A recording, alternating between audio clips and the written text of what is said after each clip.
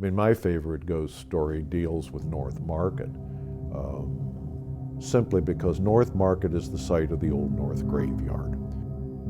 Basically, John Kerr, the second mayor of Columbus and one of the four proprietors of Columbus, ends up giving a plot of land immediately outside the city limits, which at that time was Nationwide Boulevard, just on the north side of town, to forever be a cemetery.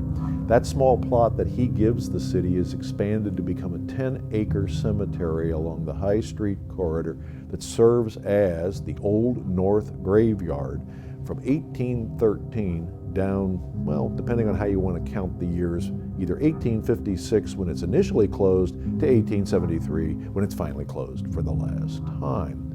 The problem with closing it down, city officials found, was that a lot of that land was given to the city with the idea that it would perpetually be used as either a cemetery or for some other public use.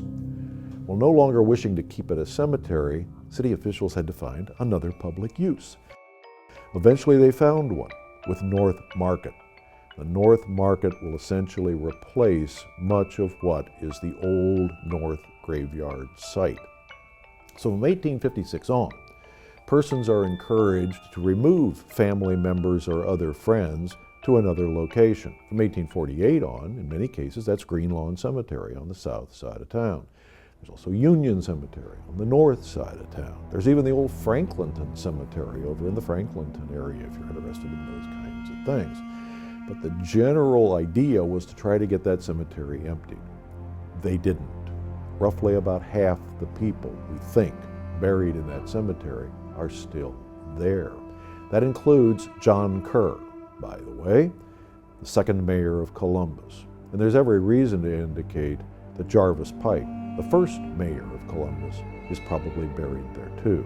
This may help explain why on diverse Halloween nights, sometimes in the fog, if one looks occasionally from time to time, it's been reported, you can see a fellow walking along near the north side of the North Market, dressed in the style of 1813.